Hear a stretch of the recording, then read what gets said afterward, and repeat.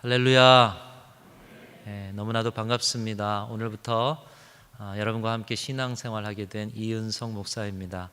하나님께서 저를 이 복된 교회, 하나님이 쓰시는 교회, 생명수가 흐르는 순천중앙교회로 불러주심에 감사를 드리고, 오늘부터 믿음의 가족으로 함께 생활하게 될 때 더 깊은 사랑의 교제들이 나눠지기를 간절히 소망합니다.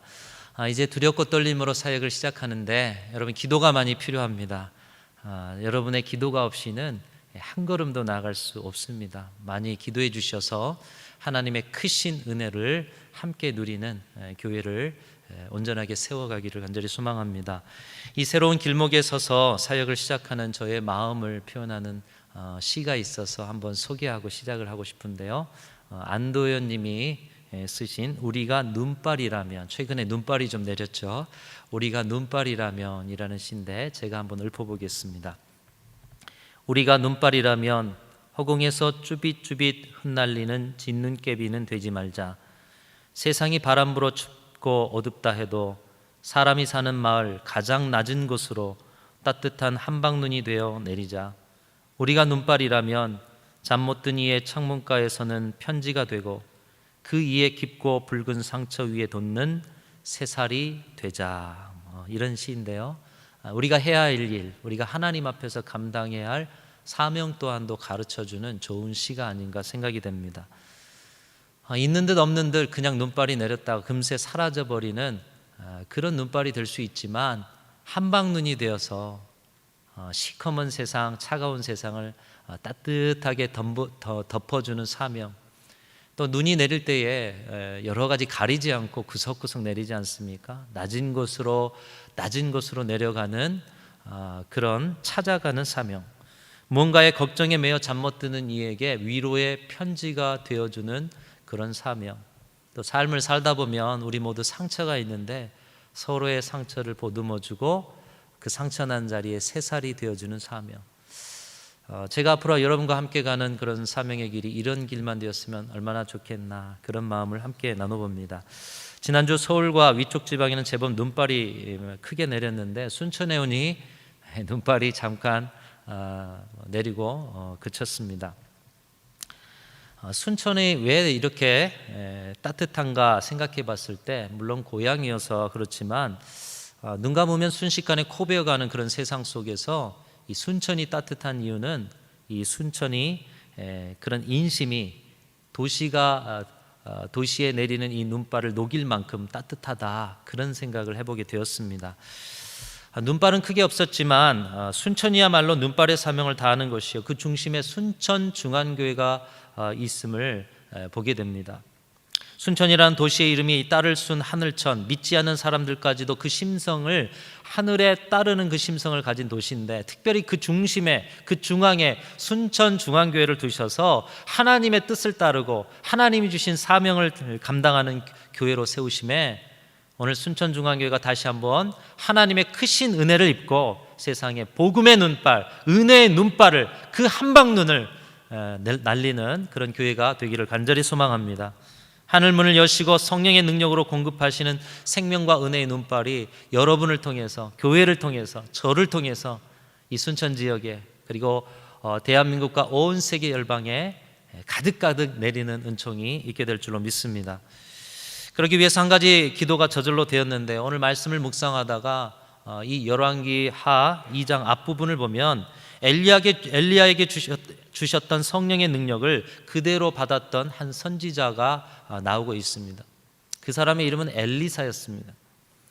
엘리사는 이 엘리야가 이 땅을 떠나 승천할 때까지 그의 곁을 지켜내었습니다. 물론 스승을 사랑하는 마음, 스승을 존경하는 마음으로 그의 곁을 지켰겠지만, 남은 자신의 사명을 감당하고자 하는 열망이 이제 곧 떠날 엘리야를 붙들고 간청하게 하였던 것입니다.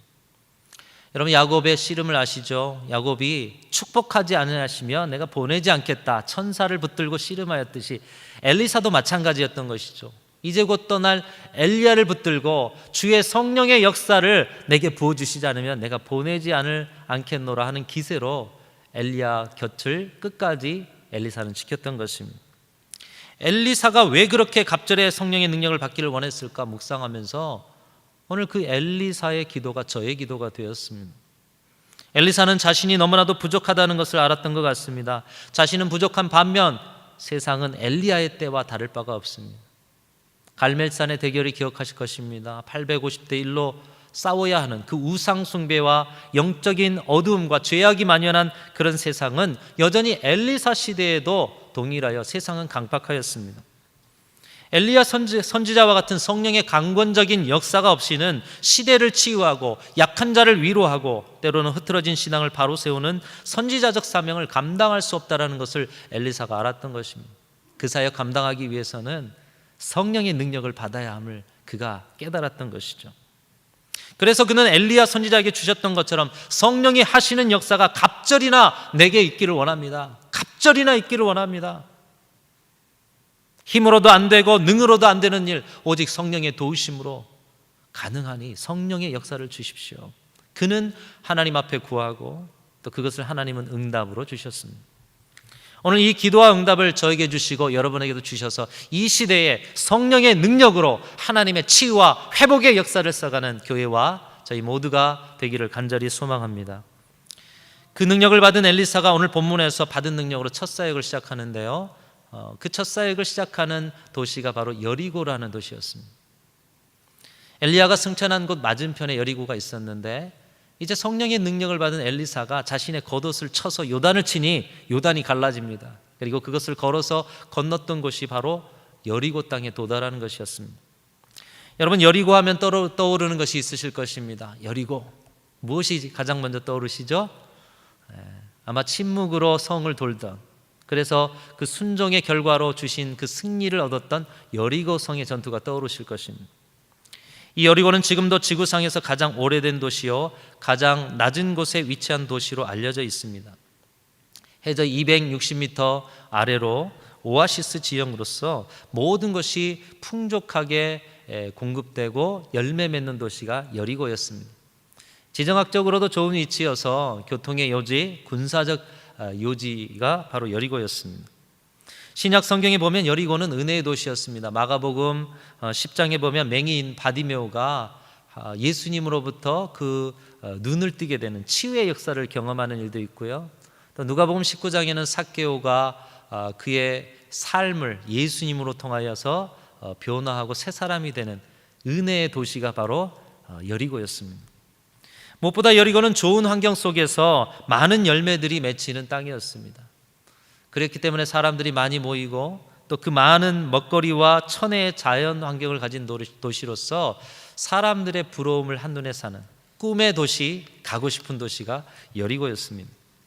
그런데 그런 땅에 오늘 본문에 보면 문제가 생겼습니다. 오늘 본문 19절에 보면 그 땅의 문제를 그 땅의 사람들이 너무나도 잘 알고 있었는데 이 문제는 오늘의 시대의 문제, 우리의 신앙의 문제, 우리의 영적인 문제와 아주 결부되어 있습니다. 과연 이 시대의 문제, 우리의 영적인 문제, 오늘의 코로나의 시절에도 여실하게 보여주고 있는 그 문제, 여리고가 보여주는 문제가 무엇인가?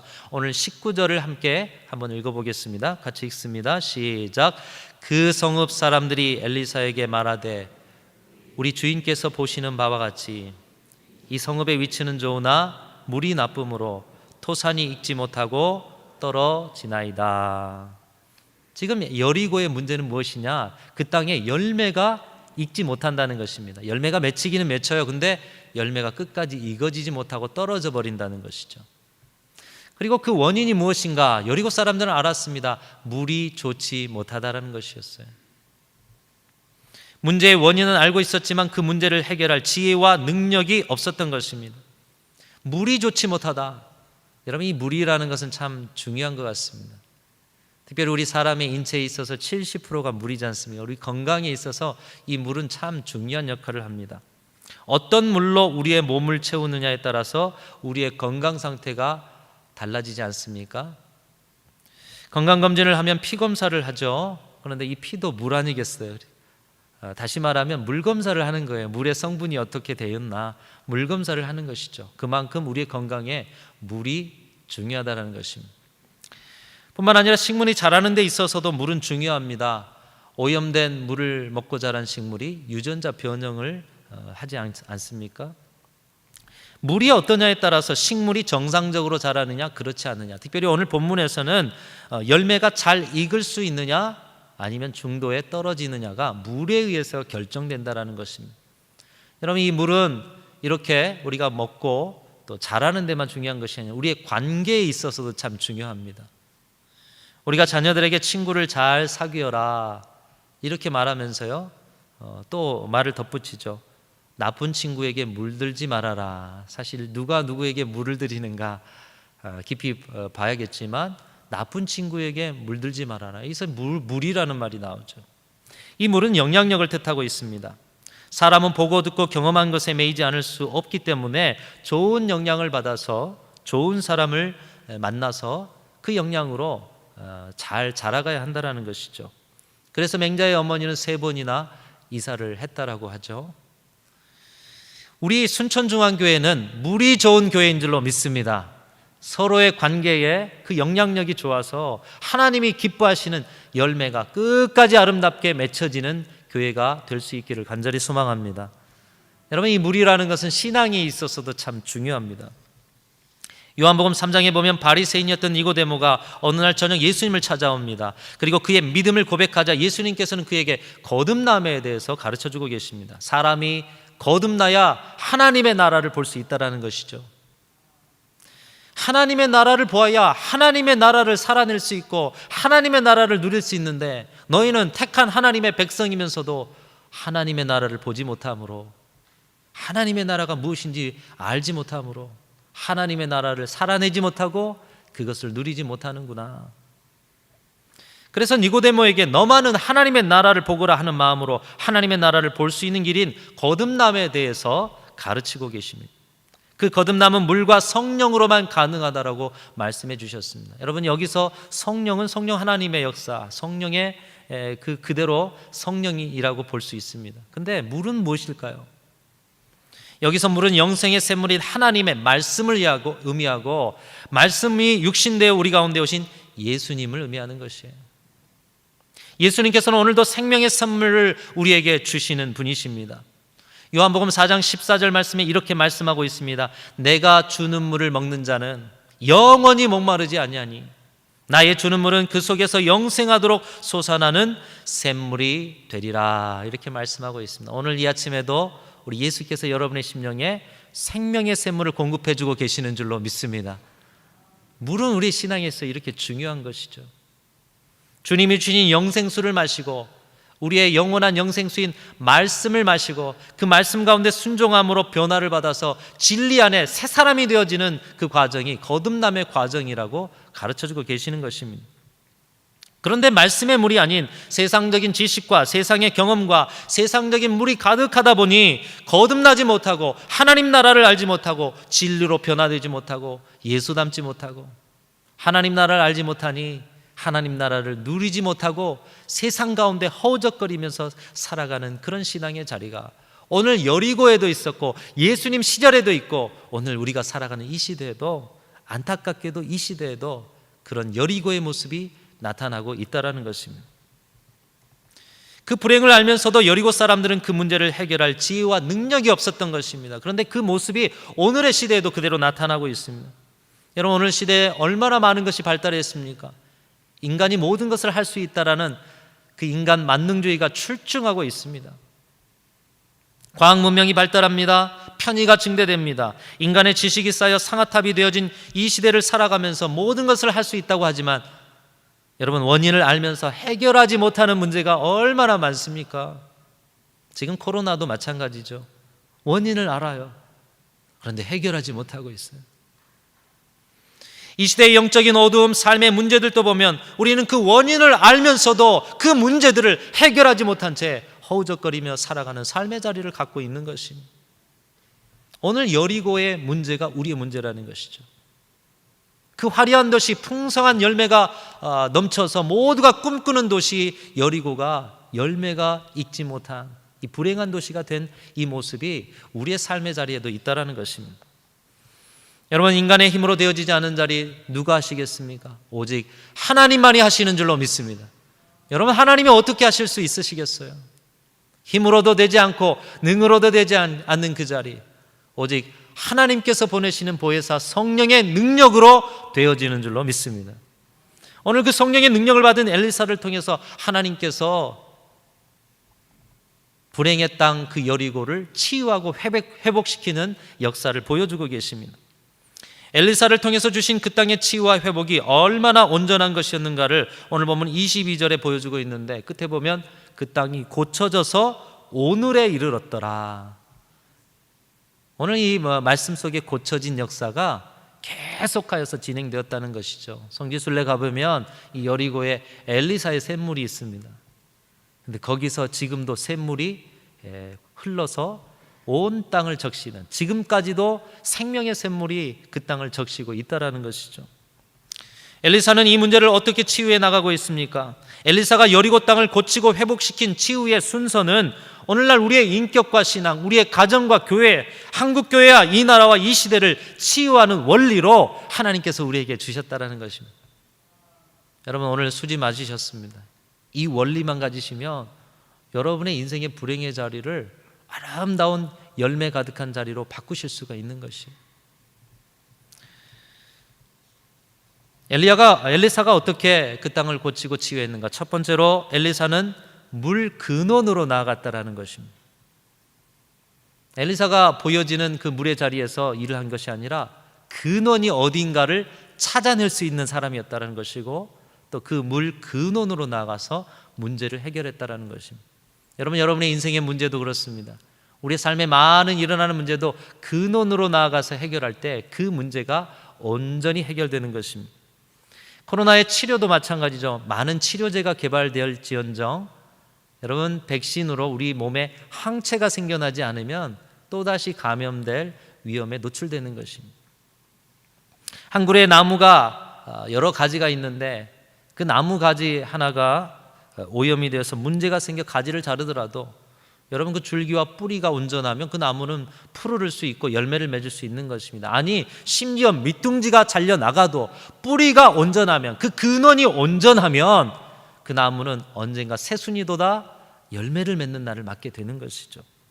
근원이 새로워져야 한다는 것입니다. 근원이 맑아져야 하고 근원이 온전하다라면 언젠가는 반드시 열매를 맺고 아름답게 익어가는 그런 풍성한 시절을 맞게 된다는 것입니다. 엘리사는 근원으로 나아갔습니다. 이것으로 하나님께서 우리에게 새로운 치유와 회복의 시대의 미래로 나아가는 그 걸음을 우리에게 가르쳐주고 계십니다. 근원으로 나아가라는 거예요. 근원으로 나아가라는 거예요. 여러분, 하나님이 주신 회복을 얻고 싶으십니까? 하나님이 주신 치유를 얻고 싶으십니까? 새로운 부흥의 역사를 같이 써가고 싶으십니까? 근원으로 나아가라는 거예요. 여러분에게 신앙의 근원, 인생의 근원이 어디입니까? 여러분, 그 자리를 찾으셔야 합니다. 눈에 보여 우리를 힘들게 하는 문제 자체가 중요한 것이 아닙니다. 그 문제의 근원을 새롭게 하지 않으면 또다시 문제는 일어나게 되어 있는 것이에요. 아무리 과거에 화려한 여리고성이라도, 모두가 부러워하는 풍부한 여리고성일지라도 오늘 본문의 현재의 그 시점에서는 토산이 익지 못하고 떨어지는 병든 성읍에 불과했다라는 것입니다. 얼마나 불행합니까? 요즘 모든 일에 코로나, 우리가 코로나에 묻혀버렸어요. 그러나 여러분, 코로나의 문제가 해결되면 끝이 아닙니다. 또다시 다른 바이러스가 찾아온다고 하지 않습니까? 왜 이런 엄청난 불행을 우리가 경험하고 있습니까? 무분별한 환경 파괴와 오염과 사치와 낭비 때문입니다. 그리고 그것을 통한 자연이 역습을 해온 것이다. 근데 여러분, 이러한 원인들도 생각해 보면 이것도 표면의 문제입니다. 궁극적으로 우리가 이 코로나 이 재난을 왜 당하고 있는가? 근본의 자리를 한번 보십시오. 인간의 욕심입니다. 인간의 죄악입니다. 인간의 교만인 것이에요. 그 근원의 문제를 해결하지 않는다면 계속해서 또 다른 바이러스가 우리에게 찾아올 것입니다. 코로나로 회개하고 새로워져야 우리의 시대가 영적으로 다시 청정함을 회복해야 하나님께서 그 근원의 물을 맑게 하심을 통해서 하나님의 새 시대를 주시는 것입니다. 여러분, 이렇게 모든 문제는 근원으로 나아가야 한다는 것이에요. 근원으로. 우리가 문제 해결의 근원을 찾아야 한다는 것입니다. 그리고 그 자리를 주님 앞에 내어드릴 때 우리의 영혼 깊은 곳에서 맑은 가락이 울려나게 하시는 성령의 도우심을 받아서 근원으로부터 흘러나오는 영생수로 열매가 풍성하고 열매가 익어가는 새 시대를 맞게 된다라는 것입니다. 사랑하는 성도 여러분, 여러분의 삶의 근원을 하나님께 맡기고 그 근원으로 나아가 하나님을 대면하는 그런 은혜가 있으시기를 주님의 이름으로 축원합니다. 두 번째로 엘리사는 새 그릇에 소금을 담아 물 근원에 던졌습니다. 물 근원으로 나아갔는데 거기서 끝이 아닙니다. 새 그릇에 소금을 담았다라는 거죠. 그리고 그것을 던졌다라는 것입니다. 예로부터 소금은 참 귀한 식재료여 생존을 위한 재료입니다. 소금산을 가진 나라가 부유한, 작지만 부유한 나라로 역사 속에 기록되고 있습니다. 소금, 자글소에 소금금, 금금해서 작은 금이라는 이름이 붙여진 게 소금입니다. 귀하다라는 것이죠. 이 소금이 빠지면 여러 일들에 지장이 오는데, 우리가 보통 이 소금의 역할을 한 세 가지로 구분해 볼 수가 있습니다. 첫 번째로는 맛을 내죠. 우리 음식에 소금이 안 들어가면 맛이 없습니다. 적절하게 그 음식이 제맛을 내도록 돕는 역할이 소금입니다. 두 번째로 소금은 부패를 막아 상하지 않도록 돕는 역할을 하고 있습니다. 어린 시절 어머니가 생선을 이렇게 다듬고 나서 소금을 많이 뿌리시더라고요. 어릴 적에 이해할 수가 없었어요. 왜 소금을 뿌리나? 부패하지 않도록. 여러분, 김치를 담글 때도 배추를 잘 절일 때 그 김치가 오래도록 맛이 가지 않습니까? 이 부패를 막기 위해서 절여지는 것이죠. 또 소금은 의약품은 아니지만 양리작용을 합니다. 동의보감에 보면 소금의 본성은 따뜻하고 짠맛과 단맛이 있다. 그래서 독이 없어 복통을 그치게 한다. 체한 것을 토하게 도와준다. 살균작용과 지혈에도 효험이 있다. 다시 말하면 치유하는 역할을 한다라는 것이죠. 엘리사는 이 소금을 물 근원에 뿌렸습니다. 과연 이 소금이 녹아서 물에 어떤 작용을 했는지 성경에 나오지 않습니다. 그게 중요한 것이 아니죠. 소금이 보여지는 의미를 통해서 우리가 우리의 삶의 근원의 자리에 가서 무엇을 해야 하는지를 보여주고 있는 것입니다. 맛없는 자리에 맛을 내기 위해서 소금을 뿌려야 하고, 부패한 자리에 깨끗하게 하기 위해서 소금을 뿌려야 하고, 상태난 자리, 아픈 자리에 치유를 위해서 소금을 뿌려야 한다는 것입니다. 여러분, 그렇다면 이 소금이 무엇일까요? 예수 닮은 맛을 내야 되는 자리에, 그 맛이 나지 않은 자리에 뿌려야 하는 소금. 세상에 물들어서 죄악의 찌기가 우리 가운데 남아 있어서 그 부패한 자리를 정결하게 하게 하는 소금. 세상 가운데 살다 보니 원치 않은 상처를 받아서 그것을 치유하는 소금. 여러분의 물근원에 뿌려야 할 소금은 과연 무엇입니까? 히브리서 4장 12절에서 13절 말씀은 우리에게 주시는 이 소금이 무엇인지를 분명하게 가르쳐주고 있습니다. 제가 한번 읽어보겠습니다. 하나님의 말씀은 살아있고 활력이 있어 좌우의 날선 어떤 검보다도 예리하여 혼과 영과 관절과 골수를 찔러 쪼개기까지 하며 또 마음의 생각과 뜻을 판단하나니 지으신 것이 하나도 그의 앞에 나타나지 않음이 없고 우리의 결산을 받으실 이의 눈앞에 만물이 벌거벗은 것 같이 드러나느니라. 여러분, 우리에게 소금은 말씀이라는 것이에요. 심령 골수를 찔러 하나님의 말씀 앞에 드러나 치유되지 않을 것이 없고 깨끗하여지지 않을 것이 없고 맛이 나지 않을 것이 없다라는 것입니다.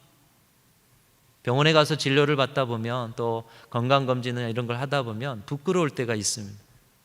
다 벗기지 않습니까? 그렇죠?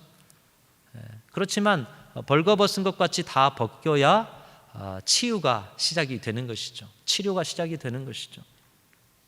마찬가지입니다. 우리의 심령의 모든 근원이 벗겨질 때에 바로 그 자리에서부터 치유가 일어나는 것이고 회복이 일어나는 것인데, 그 자리에 뿌려야 할 소금이 뭐냐? 말씀이라는 것입니다. 말씀 앞에 드러나지 않을 것이 없다라는 것이죠.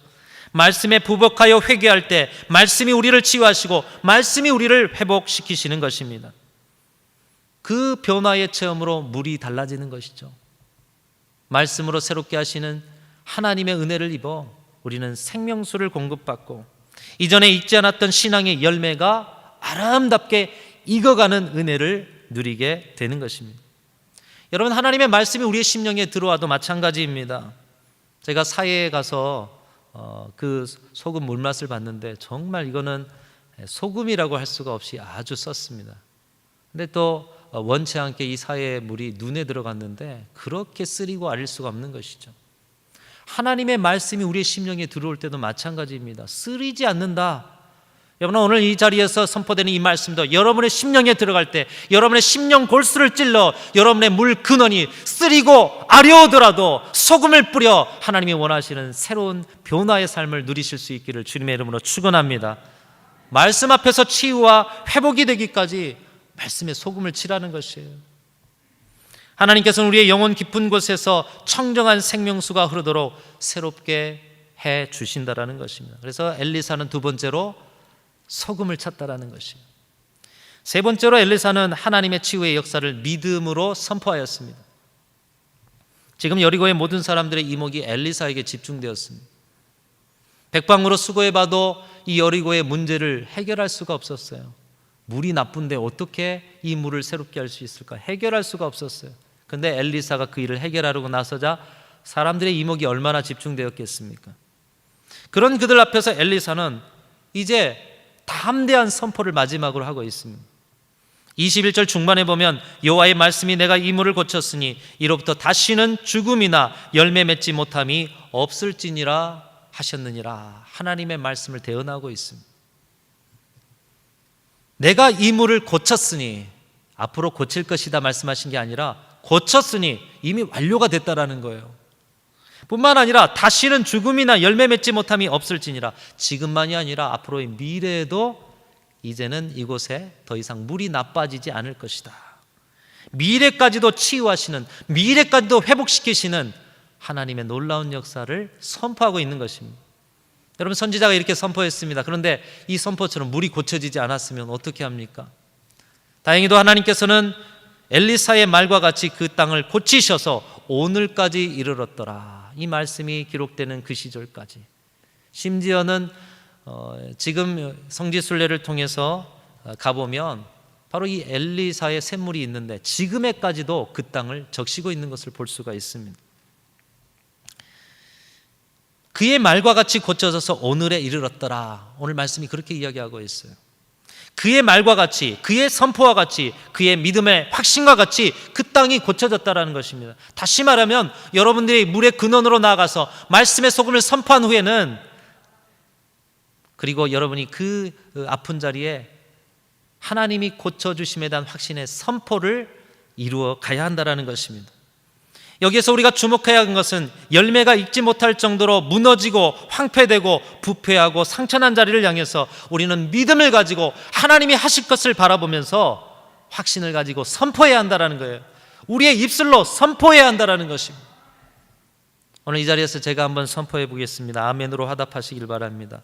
우리 하나님께서 우리 순천중앙교회에 온전한 치유와 회복과 부흥의 역사를 주셨는 줄로 믿습니다. 우리 하나님께서 여러분의 가정과 모든 삶에 다시는 죽음이나 열매 맺지 못함이 없는 아름다운 땅으로 바꿔주셨는 줄로 믿습니다. 우리 하나님께서 지금의 심령의 문제를 겪고 있는 우리 성도들의 심령의 자리에 그들의 심령의 문제를 깨끗이 치유하는 역사를 이미 허락하셨는 줄로 믿습니다. 여러분, 이렇게 선포해야 한다는 것이에요. 곳곳에서 여러분의 입술로 선포하십시오. 어둠을 물리치며 선포하십시오. 하나님께서 여러분의 말을 사용하셔서 고쳐서 오늘까지 이르르는 역사를 허락해 주실 줄로 믿습니다. 가정을 향해서, 자녀를 향해서, 내 힘으로는 되어지지 않는 자리를 향해서, 어두워져가는 이 대한민국을 향해서, 코로나로 힘든 이 세상을 향해서 선포하며 말씀의 소금을 뿌리시길 바랍니다. 사랑하는 성도 여러분, 하나님은 우리를 늘 좋은 길로 인도하시는 분이십니다. 그분은 선한 목자 되셔서 오늘도 우리의 삶을 버려두지 않으시고 붙드시고 하나님이 예비하신 아름다운 푸른 초장 쉴 만한 물가로 인도하시는 분이십니다. 그러나 우리가 인생을 살다 보면 때로는 오늘 본문의 말씀과 같이 열매가 무르익지 않은 그런 인생의 불행을 겪을 때가 있습니다. 우리뿐 아니라 우리의 주변과 우리의 속한 곳들도 이 불행을 겪을 때가 있습니다. 그리할 때 하나님께서는 우리에게 무엇라고 말씀하시느냐? 이 시대의 엘리사가 되어라고 말씀하십니다. 어떻게 우리가 이 시대의 엘리사가 될 수 있습니까? 여러분의 마음 근원으로 나가셔야 합니다. 그리고 그 근원에서 말씀의 소금으로 여러분의 그 아픈 자리, 여러분의 그 죄악의 자리, 여러분의 상처난 자리를 소금으로 푹 절이실 수 있기를 축복합니다. 아파 약이 될 때까지 절이시기를 바랍니다. 그렇게 하셨다면 이제 하나님에 대한 확신으로 선포하십시오. 그리할 때 하나님께서 그 땅을 생명수가 흐르는 땅으로 회복시켜 주실 줄로 믿습니다.